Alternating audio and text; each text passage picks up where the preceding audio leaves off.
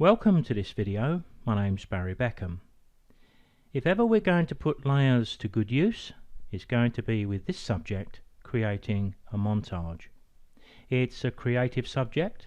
We're going to use layers, layer masks, layer blending, and also smart objects. The success of a montage does not revolve entirely around Photoshop techniques, as we've just said, such as layers, blend modes and layer masks, but also our own decisions.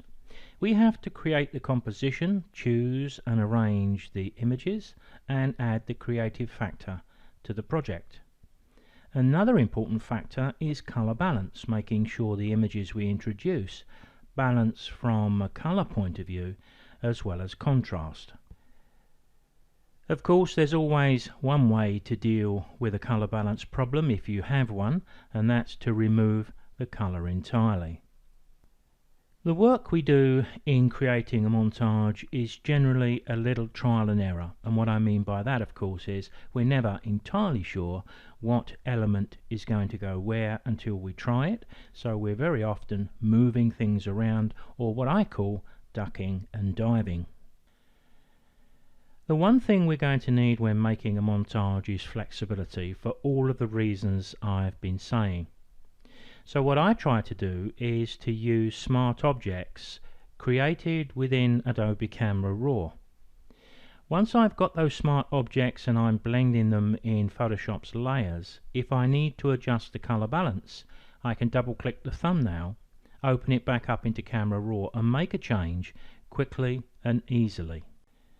Now, it's not my intention here to turn this video into a demonstration of Adobe Camera Raw or smart objects. I think I've got them covered elsewhere, particularly in my set of videos called Photoshop for Photographers.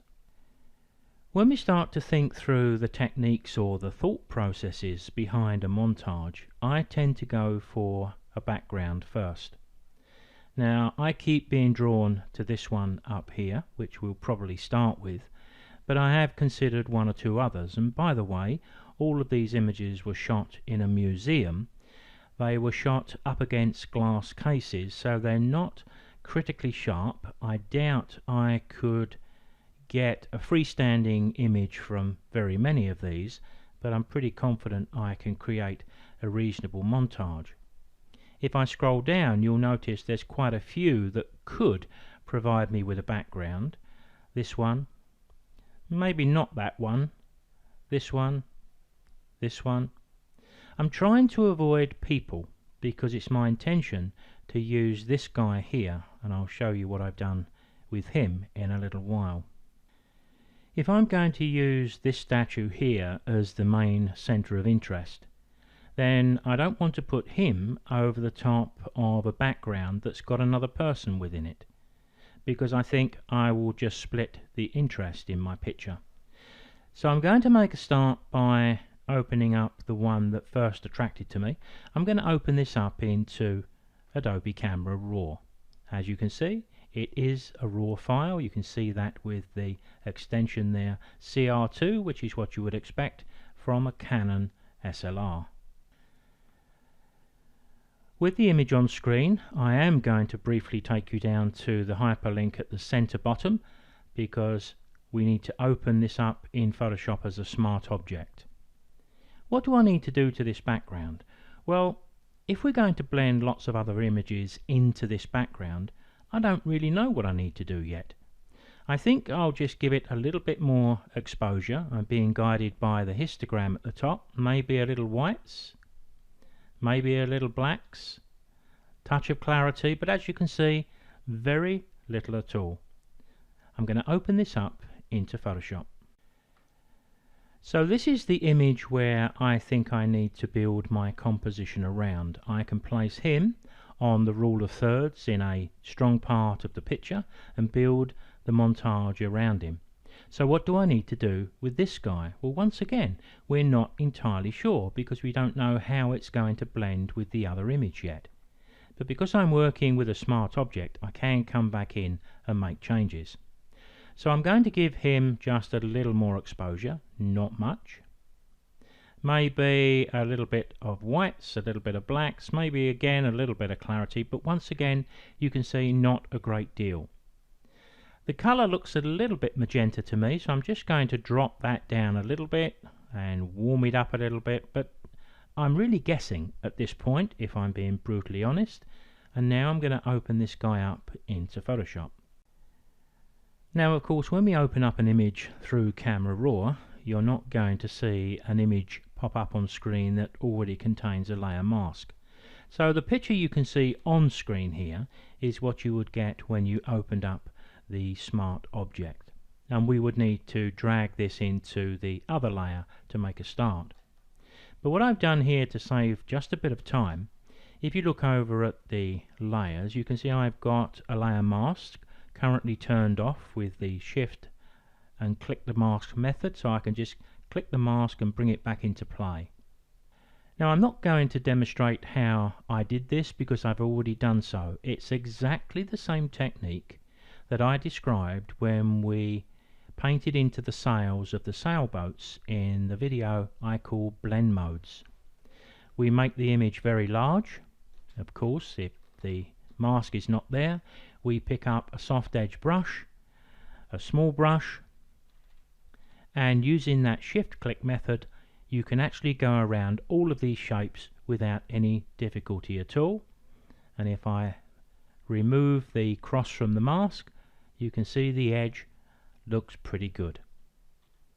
So the first thing I'm going to do is to drag the tab out from the top of the screen, and with the move tool selected from the top of the toolbox I can drag my statue into the base image, and I can close that down because I do not need to save it. Now I need to decide where this guy is going to go. I'm going to have him on this side because we read left to right, and I think that would be a good stopping place, but it would also be nice if his head was tilted this way. So I'm going to flip this over. We can do that from the edit menu and our transform, edit, transform, flip horizontal. That I think is going to work better, and what I need is that in a very strong compositional position. Now to check that, if I pick up my crop tool and click, well, I've just about got that. I think I can bring the guy down just a little bit.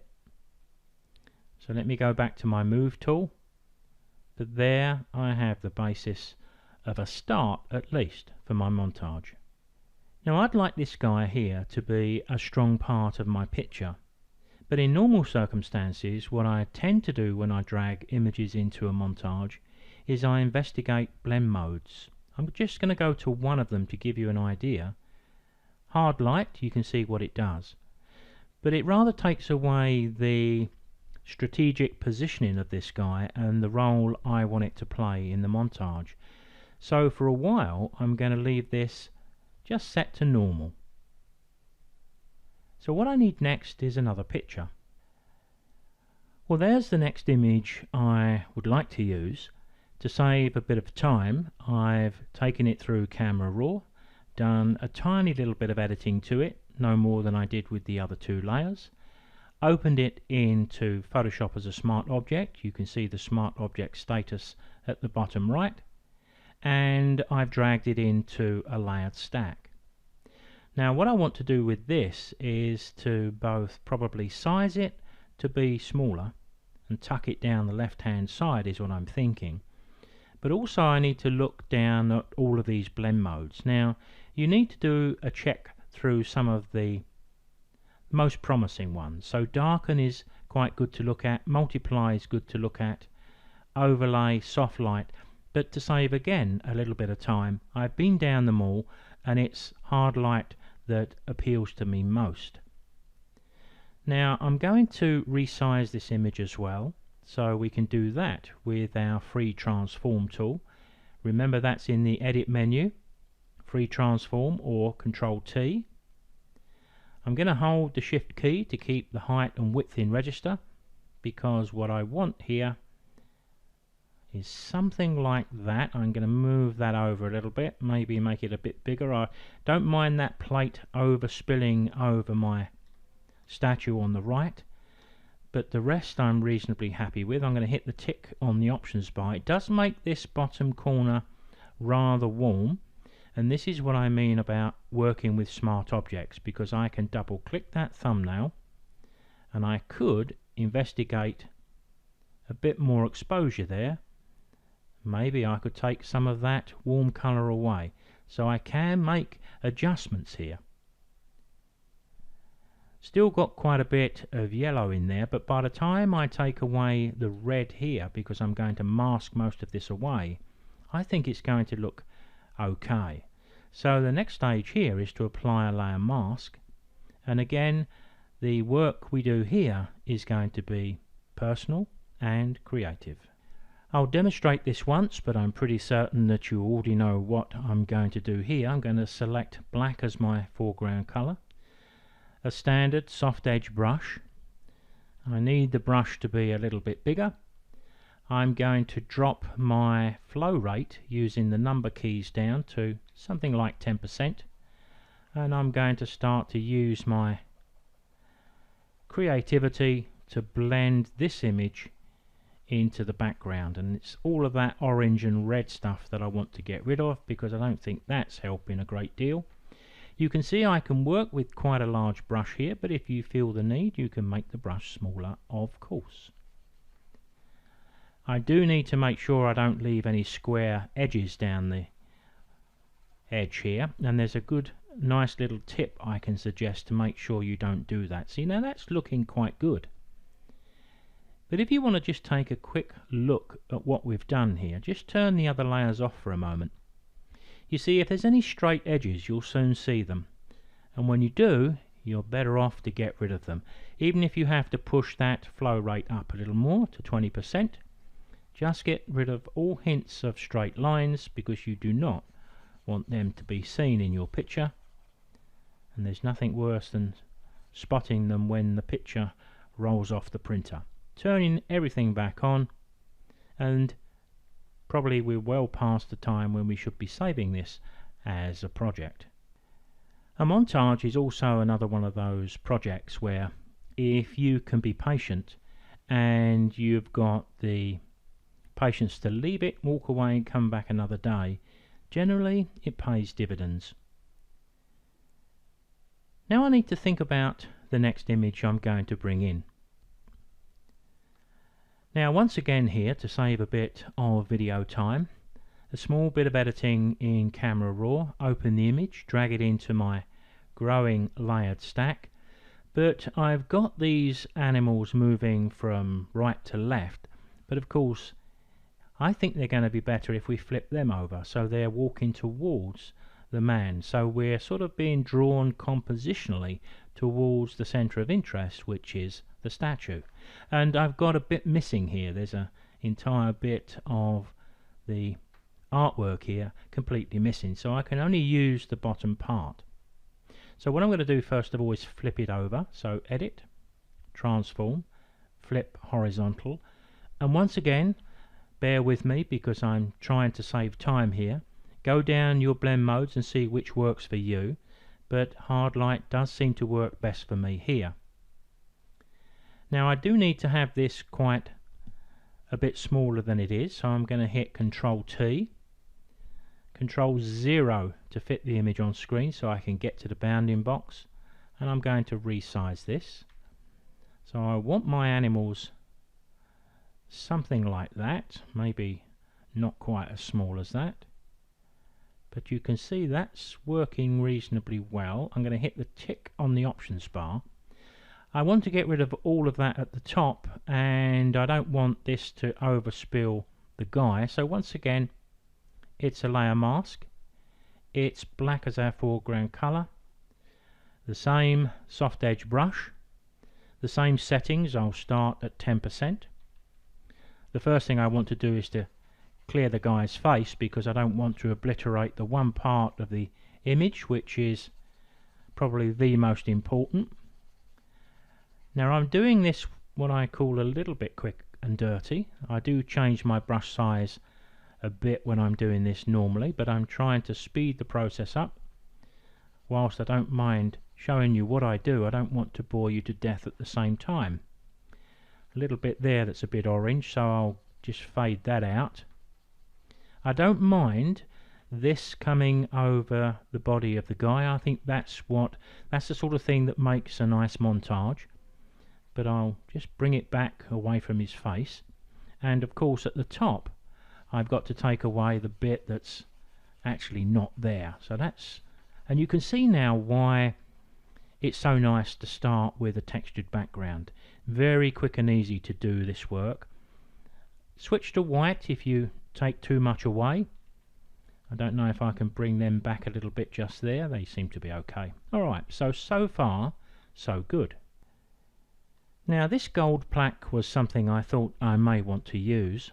I've just opened this up. I haven't dragged it into my montage layers just yet. I'm going to select the elliptical marquee tool. I'm going to hold the shift key as I click and drag, because that creates a perfect circle. But you can see by doing this sometimes we can get it pretty close, but we can't always get it spot on. Actually, I wasn't far off, was I? But what we can do is go to select, transform selection, so that we get the opportunity to jiggle this selection. This is good if you've got an oval shape or something that where you need to rotate, because you can even rotate this if you had a slight egg shape from an angle of view. But there you can see, hit the enter key to commit that change. I think I'll give it a bit of softness around the edge. I don't think we need a great deal, but a little bit will help. Click OK. I think what I'll do here, I'll forego the smart object status here, and I'll hit Control C, and I'll go to my montage and Control V. Copy and paste, of course, Control C, Control V, and with the move tool selected, I'd like this somewhere up here, but it's got to be behind the guy, and I've got to decide whether I'm going to blend it in or not. I quite like it as it is, as it happens, just as it is like that. I think I'll put a layer mask on it and just mask a little bit, same way as before, around the guy's face, just to leave the face nice and bold there. Maybe a little bit round here, but not very much. This is part of the charm of a montage, where we can blend certain parts in. So I think I need a bit of a time out, but something that keeps drawing my attention is the colour of this guy, and this is really why I like to work with smart objects. I'm not too happy with this. I'm going to double click, and even now look, I can go straight back in. I can cool the guy down. I can possibly bring up the exposure a bit. If I wanted to bring up the face, I could use an adjustment brush to do that. Now I can click OK, and I get an instant view. See what I mean? It's just beginning to now look a bit more dominant. But maybe, if I double click again, maybe a slight bit warmer. Not much, just a little. And the fine tuning I'm doing here is what I like to do. And yet again, I'm going to move even further away from the magenta there, and maybe a little more towards the warm. And I may even do this a number of other times as I'm going through the process until I think I've got a nice balance. Now what I'd be doing now is saving this as a layered file, which is what I've been doing all through it, and I would then do some experiments by changing the stacking order of where various parts of my montage are sitting within the layered stack, because you'll be surprised the difference it will often make. I'm looking around the picture and I'm wondering if it needs any more elements within it, but to be honest, I'm not sure it does. I think the only thing I wouldn't mind doing perhaps is just blending in that large gold disc a little more around the edge, but that's just personal preference, I think. Now, as you can probably imagine, some of the most difficult choices we will make when we're putting a montage together is knowing when to stop, because there is a temptation that we keep adding pictures until in the end it becomes just a little bit of a mess. And that's why I keep saying that if you can save this as a layered file, walk away and come back tomorrow, you may find a huge benefit in doing that. Now I have given myself just a bit of time to look at this image, and I've taken two of these images back into Camera Raw, and I've taken a fair amount of colour off them. There's this image here which contains the animals coming in and the pots in the bottom left, because I think they're picking up enough colour from the original textured background that I put in place. Now what I'd like to do here is to save this as a layered file, which is what I've been saying all along. Control S is a nice shortcut key to save over the top of the previously saved version. But because this is a video, I do have to bring it to a close. I'm going to flatten all of those layers together, but I don't have any fears here because I've still got my layered version up my sleeve. What I'd like to do now is just a little bit of work around the image. Maybe the first thing I'd want to do is to choose my burn tool, a nice big brush. I'm going to choose mid-tones, but an exposure of about 5% to start with. I'm going to do the right shoulder of the statue and just above to our left, just taking down some of those highlights.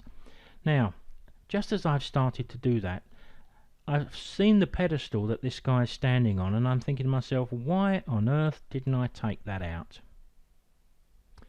So I'm going to do what we all do from time to time. I'm going to back away what I'm doing here, seeing as I haven't gone too far. I'm going to go back to just before I flatten this, select the mask for this guy, select black and my soft edge brush again, 10% flow. Now if ever you needed evidence of the fact that we do need to leave our image and come back, there you have it. Let's assume now that I am actually complete. I'm going to flatten and I'll go back to my burning, which is what I suggested we was going to do. A little bit of burning in the middle there. 5% is a bit low, so I'll increase it to 10%. A little bit around his body as well. The stone down the bottom there is rather bright, so I'll take that down, and some of the areas on the pots, because we want the interest of our image to be the guy's face and not other parts.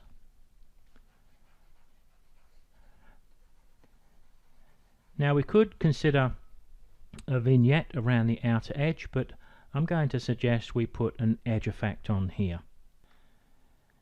Now these are the edge effects I'm talking about. We never know which one's going to work best, so sometimes I may select a few of them. And to save a bit of time, I think I've demonstrated this before, rather than open these up into Photoshop directly, I'm going to go to my tools at the top left of Bridge, Photoshop, and I'm going to load all of these into Photoshop's layers, and Photoshop will do that for me automatically. Now I can drag that tab from the top of the screen, and making sure all those edge effects have been selected, I can drag them onto my growing montage and close that down, and I've still got this one sitting underneath, so I'll take the pressure off my computer by shutting that down too. Now you'll see an obvious problem here. These edges were made for a slideshow and we're working on a high-res image, and now we can see the difference. But it's no problem. Just select one of these and we can turn off all the others. So let's just take a quick look and see which one appeals to us most. That one I quite like the look of. I'm going to try that one first. What we need to do with this is to use blend modes on this too. But the blend mode we use will have a different effect depending on whether we've got a black inside or a white inside. So I'm going to turn this on its head, so to speak. I'm going to hit Control I. I'm going to invert the frame that I've just put on there. Then I'm going to go to my drop down menus here and I'm going to choose Darken. Now it's looking quite interesting, but it's far too small. But of course, if I bring up my free transform tool, we're only increasing the size of a piece of artwork here. This isn't a photographic subject, so we can have no fears about doing something like this. And of course, if the edge is a bit too thick for you, you can always drag it over the edge. But I would suggest you try a couple of these, but when you get it in place, just sit back and take a look. So with the 4 edge effects that I've dropped into my montage, we can just try them and see if we like the look of them. There's one. There's the next one. There's another. And there's another. And of course, if you do a search on the internet, you can find more of these. Many magazines give away free edge effects from time to time on their cover disc. But if you're feeling a little bit creative, you can create your own. All you need is a blank white canvas, and you can paint around the edge in any way you see fit. So once I've selected the edge effect that I like best, then we can view the final image full screen. Now, I've said more than once that it's a great benefit if we can have the patience to put a layered version of our montage away and come back and view it again, at least in a few hours, and preferably the next day. Now, I think there's almost an invisible mist that comes down over our senses when we're in full creative flow. Sometimes it prevents us from knowing when to end a piece of work, and we go past the point when it was good and take it in the wrong direction. Sometimes we just can't seem to see the wood for the tree, so if we can leave things for a few hours or a day or two, it really is a benefit. Because when I come back to look at this sometime later, I wondered if the background I'd chosen, given what I'd overlaid on top, was a little too fussy. Well, having saved everything in its layered form, I could try something different within a couple of minutes. Now, as you can see by the spinning round of the screen, this is the image I've decided to live with. All I did was I changed the background. You can see that does introduce some text, but I don't think the text takes away the interest from the main centre of interest, which is the marble statue. And I just changed that round gold plate for the one you can now see in the top right corner, which perhaps is a better shape to fill the space. This is the nature of creative digital image editing.